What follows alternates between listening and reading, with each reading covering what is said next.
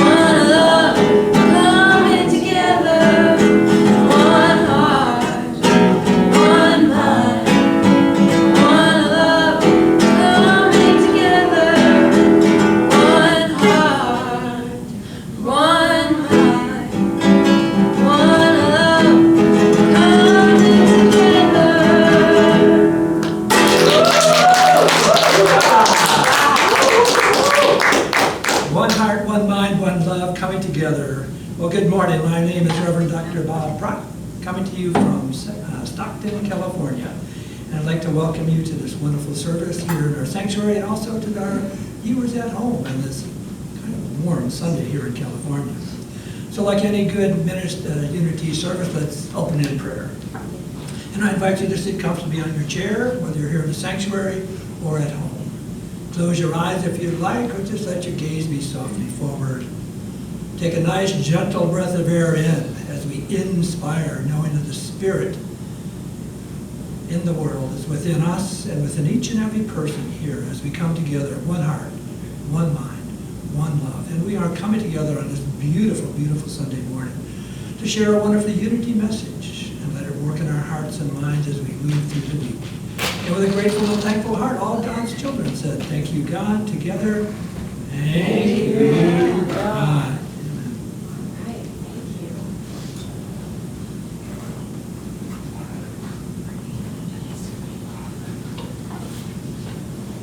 Good morning. Good morning. Good morning to you, everyone that's here joining us in our center, and everyone who is viewing us on live stream. And of course, we know Reverend Dr. Bob Brach, and thank you so much for visiting and blessing us this morning. And in addition to that, we have Miss Ginger Scheit and Mr. Glenn Gomez, our and Mr. Glenn, again, technician. And we have our wonderful Miss Gladys, our usher. Thank you, thank you, thank you.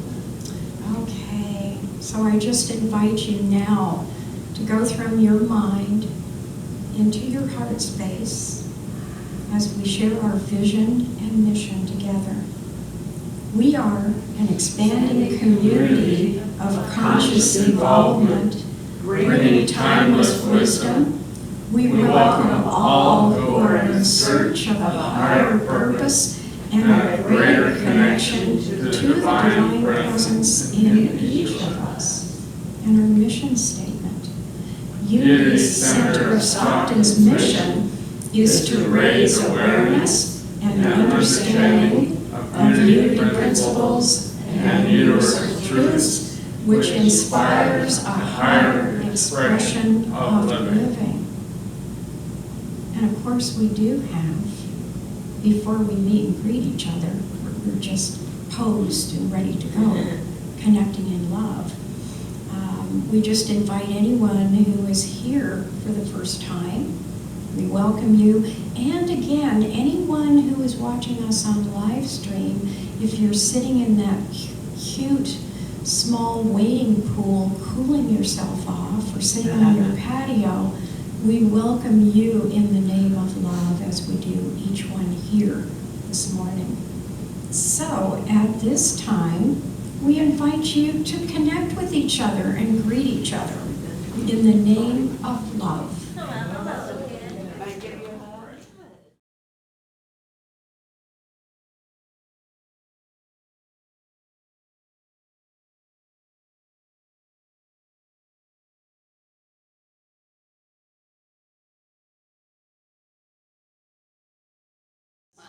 Well, the one I told Julia about two specific. Okay. So there are a couple of important things that I'd really like to invite Maria Rosada to share with us, and that is, first of all, the beautiful spiritual gathering that was here yesterday. Yes. All day and blessing the community, yes. She did a great job. And I'd like Maria to just come and give us a kind of a summary of what you think was, what was the feeling, what did people leave with at the end of the day, as well as sharing some information about Darlene Allen. Would you like to come up, Maria?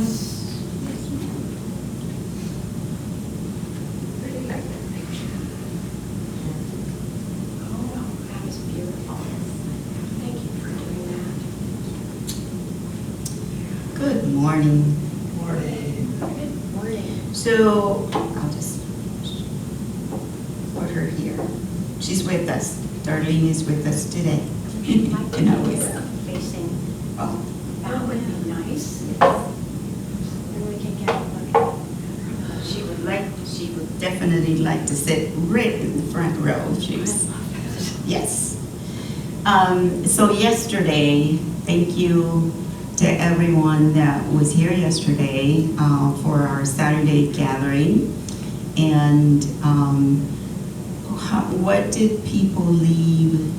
What did they say? They said, let's do this again. So that was that, and you know, you liked it when you're organizing something, that's what you want to hear. Let's do this again. And then Susan asked, well, how often? And they said, well, at least every quarter. So we'll work on that. There were 2 other events happening within the community yesterday, so we had to share people, but we had plenty of participation, and it was just beautiful. We had beautiful music playing, healing, Reiki, reflexology, and Jinshin Japsu, and then we went and we woke up kind of thing with a chair yoga, and then our friends went to lunch and stayed a little too long, which I told myself I wouldn't, you know, blame them on that. But that was good, because that's part of bonding. That's part of getting to know each other and spending some good quality time. So when they came back, we had the sound bath with the crystal bowls and the Tibetan bowls and the chimes, and that was followed by a really good, like, meaty conversation with Reverend Tony about prayer. And I had to say, okay, now we're going to do this other thing, because otherwise it would still be here. And we ended up with Said, who's one of our musicians, and he's he is a composer, all kinds of things, and so he's taken a mantra. Do you remember he's taking a mantra and created a song with it, and so we basically were praying as we sang, and I reminded everyone that to raise, because we were talking about raising awareness, Reverend Tony was talking about raising awareness, and singing together is one way to raise vibration and raise awareness, so we did that. So it was a very nice, very beautiful day. I think what I heard, and I was trying to listen to what are people saying, how are people feeling, and everyone that was here was happy to be here and took what they got from it. Good. About the celebration of life for Darlene, it's going to be this Friday, July 21st at 11 a.m. here, and we have Reverend Sheila Ford will be officiating the celebration, because Reverend Sheila, Darlene was a member of our congregation, and most of the years that she was here is when Reverend Sheila was here. And then, what am I going to say? She wasn't able to make it as much later on because she was in the care home. But she left us, at least me, and I know a lot of us. I used to sit next to her in our Course of Miracles class. And it was really a joy to sit next to her. You could feel her energy just sitting next to her. And so Sheila reminded us that she was a vibrant, cheerful person. And so that she's asking us for the celebration of life to wear vibrant colors for that. So 11 a.m. this Friday. Thank you, everybody. That picture really catches her, her joyful attitude. It's lovely. And she'll tell you what she was thinking too. And She was quite a character. a very special thank you to Maria for organizing the event yesterday. The consciousness, the love, connecting all of these beautiful healers that gave of their time to be here. And how that absolutely that love extends into the community. So thank you so much for doing that. And we're gonna move along here. The family and friends, Maria and Christina, they're working on that, and they are finding the most amazing spot in Mickey Grove Park. So they're looking for the right spot, make sure we've got enough squirrels showing up, birds, shade. It's the squirrels, and I know we're going to be feeding them with peanuts. So be thinking about who you're going to be inviting to come with you, and the date is going to be towards the end of August. So we'll hear about that soon. Yeah. The thing I wanted to talk about? Let's wait on. Oh, I know what you're one more. We're asking any of our members who are viewing us online and anyone here to think about stepping up to learn the technology to do the video while Glenn is on vacation. So contact us through our website or give us a call and we'll connect you with Glenn. Thank you. Thank you so much. All right, and any other events, go to the website, and you can also go to meetup.com, spiritual gatherings, the calendar, all of the events are there. And your daily word, if you'd like to get a copy, there's one in the back. Our chaplains are here this morning. Miss Susan is going to serve you in prayer. Wonderful. So with that, I'm going to invite you to go through here and drop back into your heart. And I invite you, if you feel comfortable, you can close your eyes or just listen and take a deep breath. Breath with me, deep breath, God breath.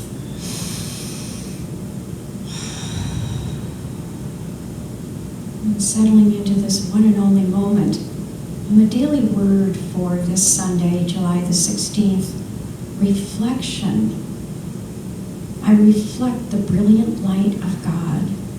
God, the one presence and power in the universe, is expressing through all people, the natural world, and all other aspects of life. If I ever doubt the presence of God, I need only behold the world around me. The light of God is being reflected in the kind words and acts of people, in the beauty and the magnificence of nature, and in life's grand rhythms and minuscule moments and movements. I too reflect the brilliance of God, my ideas, dreams, and all I do to make my mark on the world are just some of the ways the divine expresses uniquely as me. Living from my divinity, I bring more of God's light into the world. Corinthians 3:18. And all of us, seeing the glory of the Lord, as though reflected in a mirror, are being transformed into the same image from one degree of glory to another. And so it is. Amen. Now let's prepare for meditation.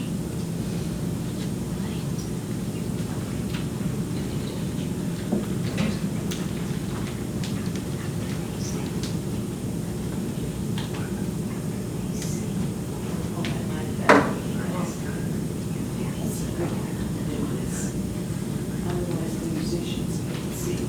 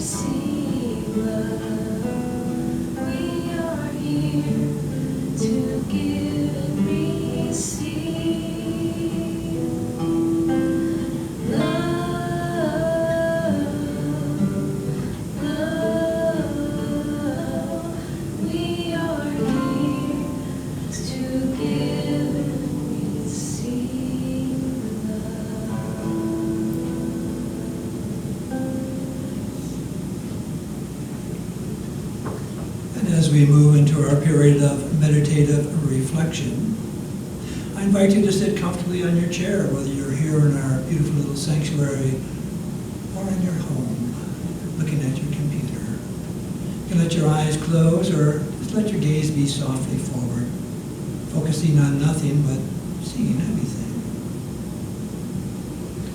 Bring your attention to your body.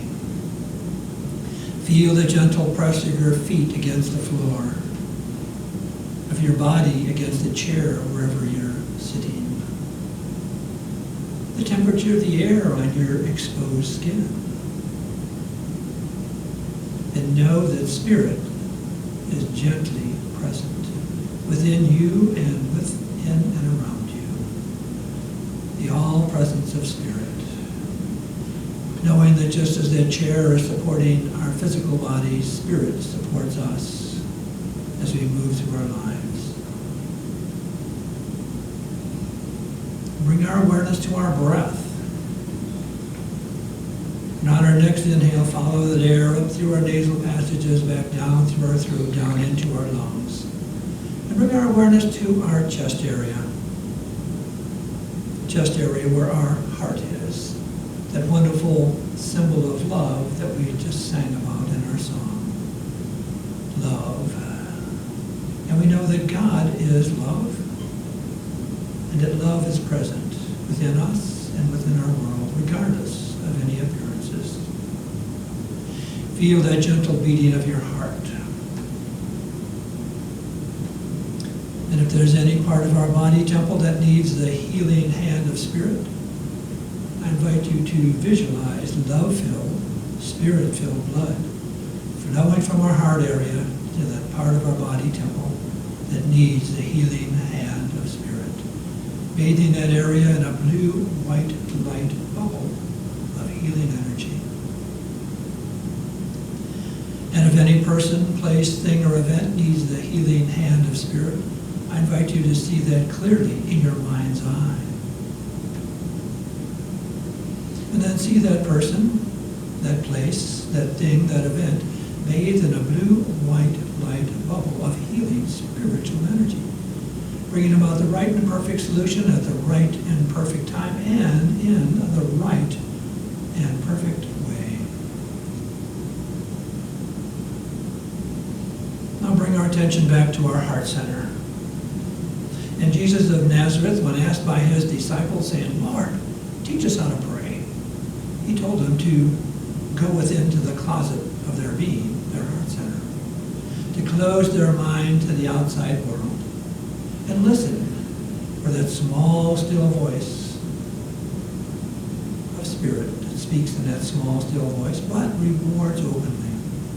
So we've gone to the closet of our being, our heart center. We mentally shut the door to the outside world.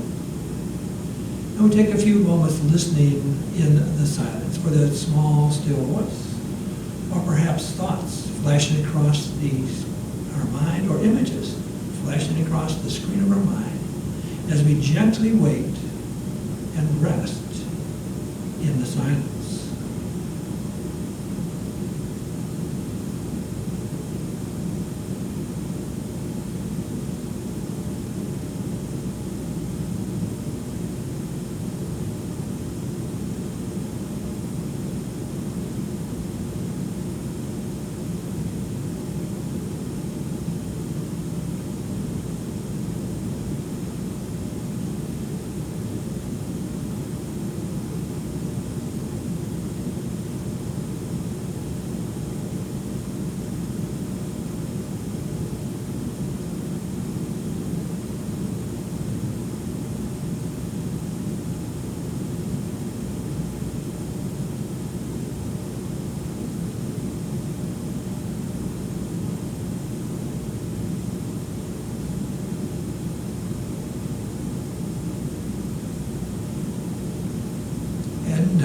We bring our awareness back to our physical bodies. We feel the pressure of our body against the chair, our feet on the floor, the temperature of the air on our exposed skin. And perhaps in our time of silence, we did hear a small, still voice, or images or thoughts flashing across our mind, or perhaps not. but we have made ourselves open and available to Spirit. And perhaps later today, a phone call from a friend, an email on our computer, a movie we're watching, a book we're reading, a billboard we're passing as we're driving down the street, will have some message from Spirit of what Spirit is calling us to do on this beautiful Sunday morning as we move forward in our lives. So now let's open our eyes, be fully present, and we'll continue on with the rest of our service.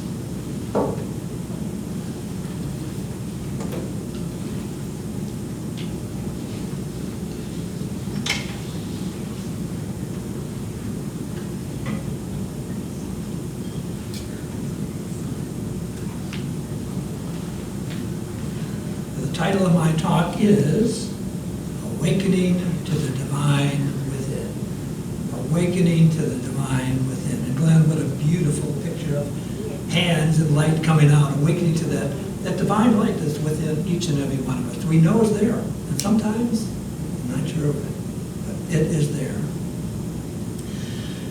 And we're also going to talk a little bit about things that are, what a teacher of mine used to call our embedded theology, that may be limiting us in opening to that spirit of the divine within. You know, we spend a lot of time looking for teachers and gurus and mentors and books and whatever about leading us on our spiritual path. But in the absence of that, know that within each and every one of us, there is this divine leading that can lead us to Spirit. The outer world serves as a mirror to us, you know, it's about what's going on inside of us. You know, this friend of mine says those things that you don't like in those other people, guess what, Bob? You have them in you, otherwise you wouldn't see them. So I think those things that happen in the world, take a look at it, see, are they a reflection of us, and what is it being called to do? You know, this idea of embedded theology. Reverend Dr. Tom Shepard, who was one of my instructors at ministerial school, and Dr. Tom is also an author.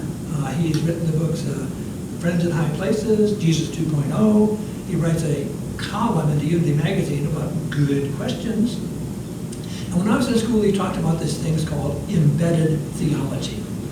Embedded theology are those things that our parents, our priests, our ministers, our teachers told us about how God is and how God works in the world. And as we move on in our life, usually around our 30s, we develop what's called a deliberative theology, where we have to kind of sit back and say, what do I really believe? And for me, it happened when I was about in my 30s. I was on active duty with the Coast Guard, and every year we had to fill out these forms called a record of emergency death. It had, you know, if we died, who was our insurance beneficiary, what our home record was. And we had to verify it every year. And there's a block called religion. And I thought, do I check Catholic? I mean, I hadn't been in a Catholic church in years. And I hadn't been in a Protestant church. I hadn't been in any church, really. I said, but could I say, well, maybe I could say Christian. Well, what does Christian mean? Well, Christian means you believe in Christ. Wow. So I had to kind of like do my rethinking about what did I really believe? Where was I going to go? And I started my search about finding places to go back into a Christian community. And today I want to talk about awakening to this divinity within us, this calling us to these wonderful places where we're going. And, you know, perhaps this change came as a result of coming into Unity. I know it did for me. And this morning I thank Margie as I was going out the door for inviting me to the Unity Church in Modesto, California. We were dating at the time, and she says, well, come and try my church, Bob. So it kind of lit the fuse, and off I am. You know, Reverend Eric Butterworth, a longtime Unity minister, and the late Eric Butterworth, author of the book, Discover the Power Within. And Reverend Eric has some wonderful things that I've used for springboards for my talks. And one of the sayings that Eric had written was this: when life demands of you, who do you think you are? Speak words of truth. Affirm for yourself, I am a spiritual being. I am whole and free. I am confident and capable. I am the master of my life. Wow. Well, in this book, Discover the Power Within, one of the chapters that caught my attention was chapter 5. From miserable sinners to masters. from miserable sinners to masters. Well, miserable sinners. You know, many of us have come from a faith tradition to kind of tell us that we were worms in the dirt, we were sinners. But maybe it's time to take a closer look at that. What about this thing called original sin? Wow. I remember as a Catholic growing up, I learned about mortal sins, venial sins, original sin. And I moved into this fundamentalist church in Modesto, California, 3,000 people every Sunday. And of course, you know, sin was a part of the deal. And I linked up with these two other guys from a men's meeting I went, and we were going to play racquetball at this club in McHenry Avenue in Modesto. And there's only three of us, so we were playing what's called cutthroat. Two people play against the server. So we're going on along, that blue ball is just flying all over the court. And this guy gets ready to serve, and he turns to the two of us, he goes, "What do you guys think about the concept of original sin?" Well, where did that come from? You know, so the two of us are, well, next thing you know, he's serving, that little ball is flying all around us because, guess what? I lost my focus. You know, I was thinking about, my original embedded theology came up about original sin. Well, what do I think about that? You know, and here we are. And you know, like in any sport, in racquetball and golf and tennis and trap shooting, you have to maintain your focus. And in life, we need to maintain our focus as well. So where did this concept of original sin come from? And what does unity actually have to say about it? When I was going to ministerial school back in 2006, we sold our ranch in Modesto, California, moved to Lee Summit, Missouri, in I think late spring, early summer. And in the summer, they were offering this course by Reverend Dr. Matthew Fox. Now, Matthew Fox was a former Catholic priest who was silenced by the Pope. For a year, he couldn't speak.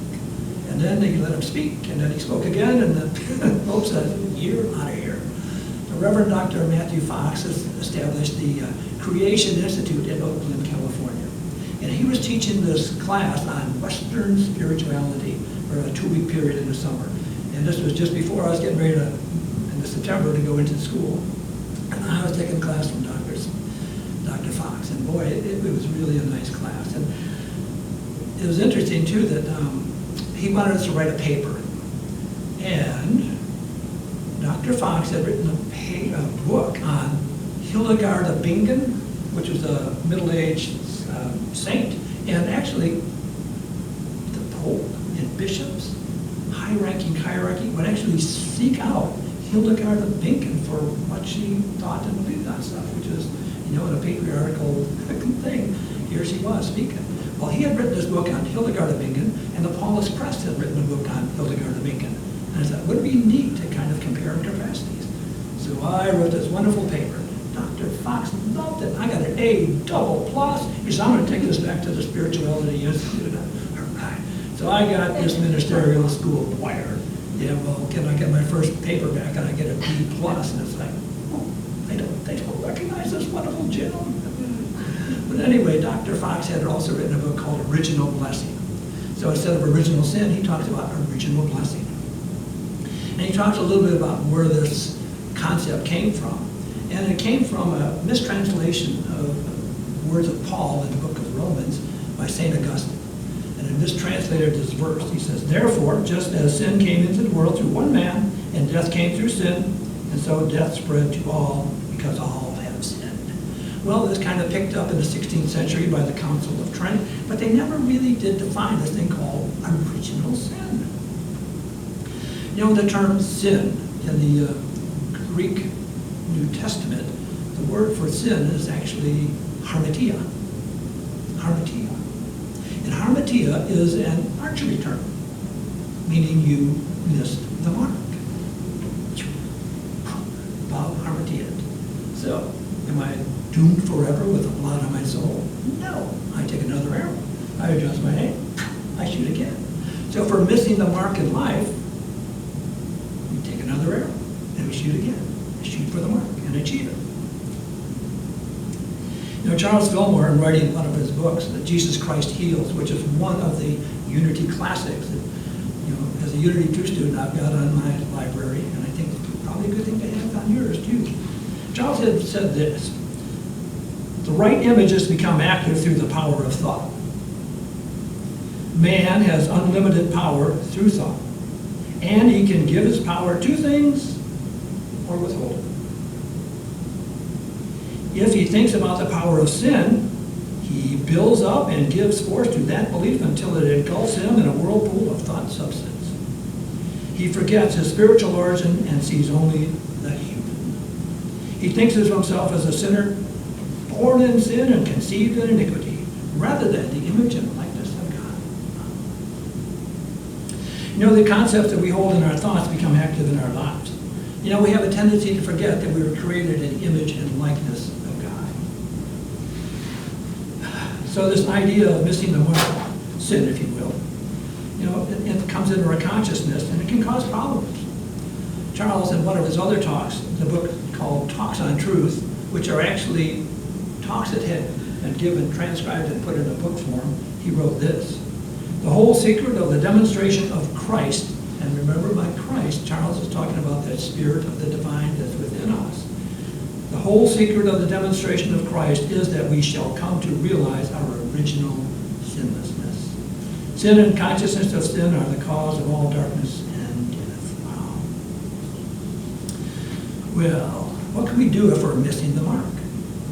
What if we kind of look at our lives and do in our quiet time and reflect and go, oh my God, look at that character defect or whatever, that little flaw, crack in our character. What do we do? Well, I came across a story about an Irish king, and my mother's maiden name was Houlihan, so I can lapse into the brogue, if you will. It's a story about an Irish king in the Middle Ages. He was the king of the small community or small country on the west coast of Oregon. And his country, his kingdom, had been blessed by this wonderful treasure that was given to him. It was this large, uncut, unpolished diamond.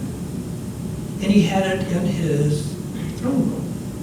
And people from miles around would come to the kingdom and just admire that large diamond that they had. It brought fame and wealth to his kingdom. People would visit. Well, one morning he goes in to look at it, and his courtiers heard a loud scream and a gash, and there's the king leaning down in front of the diamond. Somewhere over the night, there's a crack developed in the very bottom of the diamond, threatening to destroy it into pieces. Well, the king was aghast. He said, well, what am I going to do? My one treasure is now gone. Sometimes we look at stuff in our lives and go, oh my God, we look at the one treasure and what are we going to do? Well, he sent out to the kingdom for diamond people to come and experts, and they're looking at it and they go, no, I touched that and it's going to, well, you're going to have a pile of diamond dust there. So he sent out to the local area, and the clan sent their experts, and they all looked around. Well, one day, a bearded, scraggly fella shows up at the thing. He was wearing a monk's robe. He had a scraggly beard. He was probably a monk from one of the monasteries on the Western Islands. And he asked to see the diamond, that he possibly had a solution. So they let him in. Of course, they notified the king. And he came in, and he's walking around. He's looking at the diamond. And the king is looking at him. And finally he says, I can fix your diamond. Of course, the king is a little thrilled, but also he's furious. He said, wait a minute, who are you? You come into my kingdom unannounced. Look at you. And I've had all these special looks, and you can do this? And the story says that he looked at the king with saddened eyes. And nobody looked at the king that way. In a matter of desperation and exhaustion, the king said, all right. And the monk said, all right, I need to be left alone for 3 days. Nobody bothered me. So the king said, all right. Cleared the throne room, locked the door, and went to his private quarters for 3 days. And for 3 days, he was in the chapel praying. Now, sometimes when we ask for something to show up in our life, and it shows up, that time in the hallway, what do we do? That was the king was going through. So after 3 days, he knocked on the door, opened it up, came in, and dropped down on his knees, and there, this monk had taken this rough, uncut, unpolished diamond and shaped it into a beautiful diamond rose, all polished up. And the crack that was in the center of it was blended into the stem of the rose, so you couldn't tell the crack was there. So sometimes when we look at our character defects and we say, oh my God, this is terrible, turns out to be a blessing in disguise. That lovely crack that we thought was going to destroy our life is now the main stem of a beautiful rose showing up in our lives. You know, perhaps there's a feeling that we can't come back to our original sinless. We hear this message all the time. You're made in the image and likeness of God. Well, how do I get back there? I had a golden retriever called Duchess when I had this 5-acre ranch in Modesto. And I came across a story about another golden retriever named Buck. And Buck was on a vacation with his family, and they stopped in Helena, Montana for lunch, and they had stayed at this park, and there was a train trestle where they had lunch. And as they're eating lunch, a train comes by, and boy, they just laid on the whistle and whatever it was, and scared poor Buck. And Buck took off on a shot, and they couldn't find him. They spent several days looking for Buck. Stayed over in Helena. They put out flyers in the different places looking for Buck. But finally, they had to head back to their home in Bonnie Springs, Washington. So this was in the summer, went through the winter, into the spring, no Buck. Finally, a fellow in Chester, Montana, about 180 miles north of Helena, on the way to Washington, saw a dog in his field. And he kind of coaxed it with some food and brought it in. And he remembered hearing about this story of this golden retriever being lost down in Helena. And he called and found out somebody with the flyer, got the family's name, and called the family, and they were happily reunited. So here, Buck, had survived this Montana winter, below 0 temperatures, and moved on his direction towards home. And when I was leaving Missouri, my neighbor, who was an animal trainer, trained these security dogs, and also trained Duchess and I we were advanced obedience trained. We do off-leash healing, sitting, stay, well, mostly stay, but sometimes I'd go there and my neighbor would say, go get your dog, But anyway, Duchess would put her heart into it. But anyway, he said, when you go to Missouri, make sure you keep your eye on Duchess. Because I've had stories of friends of mine with these dogs and stuff leaving to a strange area and trying to get back where they came from. Animals have this inborn innate thing. I know I do volunteer work for Fish and Game. Sometimes if they take a bear and try and rehabilitate it and put it hundreds of miles away because it doesn't bother, it'll come back in a few weeks to the same place. So I think we all have this innate homing device within us. And I think that homing device applies to going back to spirit as well.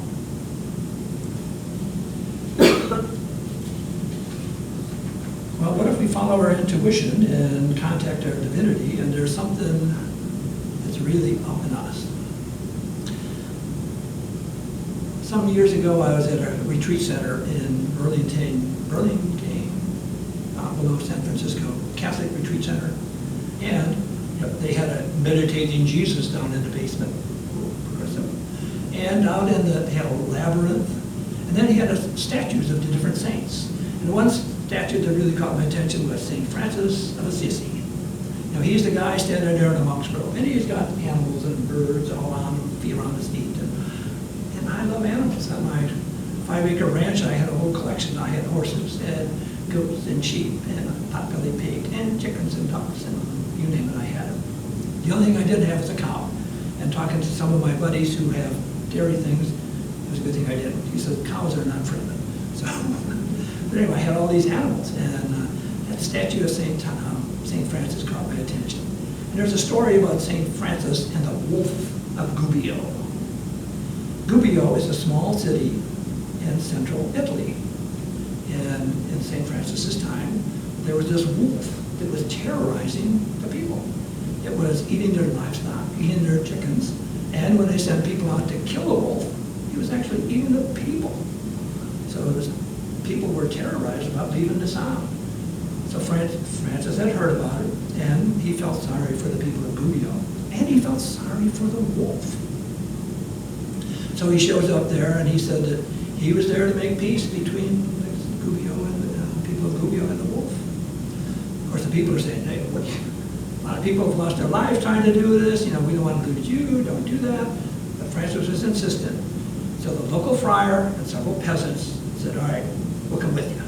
So they leave the town. They start walking towards the woods. They get closer to the woods, and the peasants that were there saying, well, you know, we're just going to give you prayer support.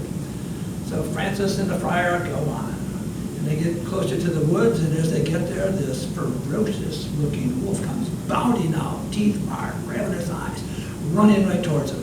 And Francis makes the sign of the cross, according to the story, and the wolf stopped dead in his tracks. And he addressed the wolf. He says, Brother Wolf, I'm here to make peace between you and the people of Gubbio. I know you've been doing some terrible damage to them, but if they make a promise to take care of you, would you stop this carnage that you're doing on their livestock and on the people? And the wolf kind of lowered his head. He says, well, if I can get them to agree to that, I need a little sign from you. He put out his hand. And the way the story goes, the wolf put his paw in Francis's hand. So they kept up together. They go back to Gubbio. Of course, the people see him coming in the distance, the friar, Francis, and the wolf. Word spread. The town square is filled. And Francis says, look, here's Brother Wolf. And if you guys agree to feed him and take care of him, he's agreed not to eat you or your chickens or your livestock. And he said, if you make an assent to that. And he said, Brother Wolf, you agree to that? And again, the wolf bowed his head, and Francis put out his hand and put his paw. So he says, the people of Gubbio, will you give a loud assent to take care of this wolf? And they all shouted, yes, we will. And the way the story goes, for 2 years, the wolf lived in the city of Gubbio. People fed it, went from door to door. The dogs didn't even bark at it. And after about 2 years, the wolf died of old age. And they built a statue in the center of town to honor their memory of what Francis of Assisi had done with this terrible wolf. So how does that apply to us, Reverend Lau? Well, maybe there's that part of us that really wants to do damage in the world. Like the wolf is doing damage to the animals that it lived with. Or the people that came after it, he really did damage to them. And we think, oh my God. I think in Unity we call that our shadow side. And it's there. So I think recognizing our shadow side and knowing it's part of our divinity, and knowing that there's a St. Francis part of us too that can be that calming effect and tame that. So a former classmate of mine in her blog had put a quote from the book of Acts. Cornelius, a Roman army captain, told Peter, I was praying in my house when suddenly a vision of dazzling clothes stood around in front of me and said, your prayers have been answered. God recognized your gifts to the poor. Now send for Peter so that he may give you a message from God. Then Peter replied, God has shown me in a dream that I should no longer think of anyone as impure or unclean. I know very clearly that God shows no favoritism in every nation. God accepts and loves everyone. God accepts and loves everyone. So if Peter represents faith, if we come in prayer, and we know that everyone has their picture on God's refrigerator. So this morning we looked at reawakening that divinity within each of us and the challenge and belief that some of our embedded theology, like original sin, could possibly cause.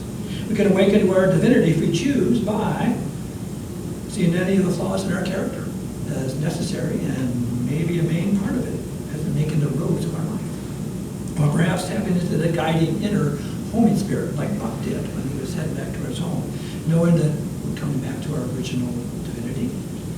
Or perhaps addressing the shadow side of our life, the spirit of gentleness, like Francis did with the wolf of Gubbio. So, dear ones, namaste, and thank you for inviting me.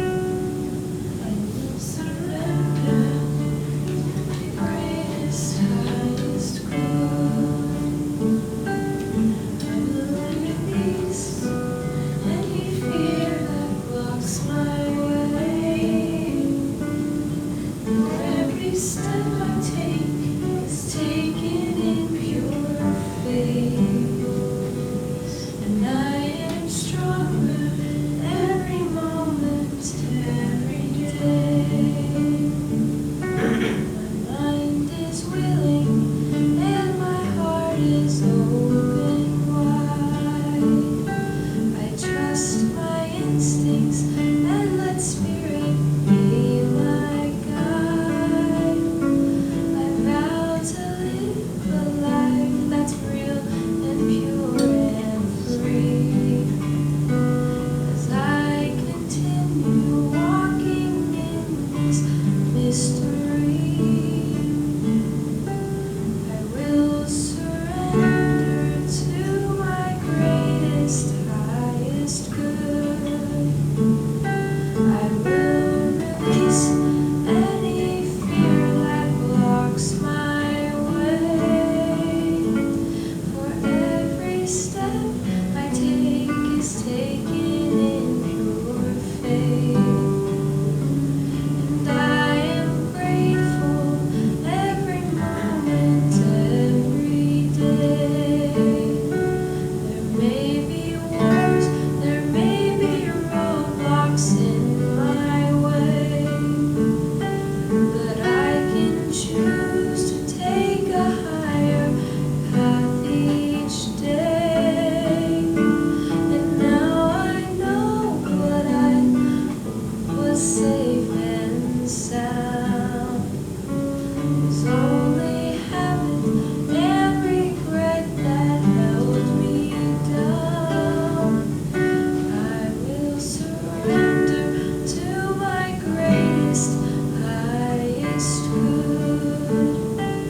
I will release any fear that blocks my way. Every step I take is taken in pure faith. I am kinder every moment, every day. I am more loving every moment, every day. I surrender every moment, every day.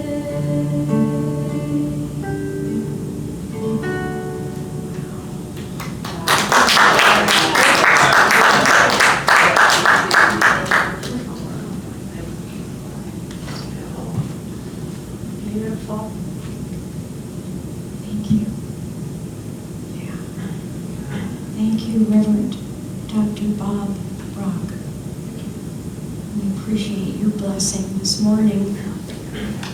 We come together in this moment as we hold our tithes, our gift, our beautiful treasure, and we invite anyone who is live streaming with us. We invite you to go to our website and click on Give. And we thank you for gifting us with your treasure. So now let's affirm our offering together. Divine love through me blesses and multiplies all that I am, all that I have, all that I give, and all that I receive. Thank you, God.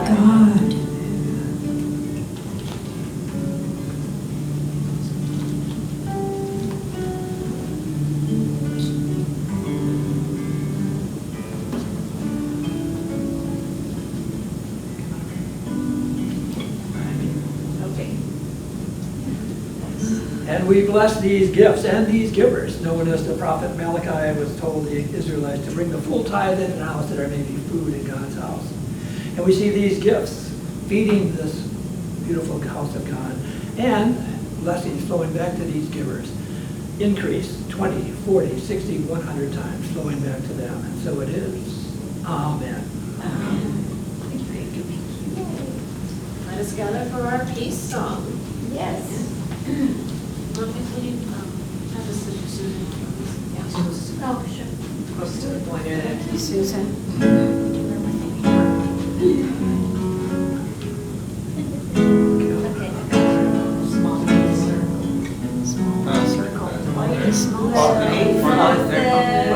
Peace on earth, and let it begin with me. Let there be peace on earth, the peace that was meant to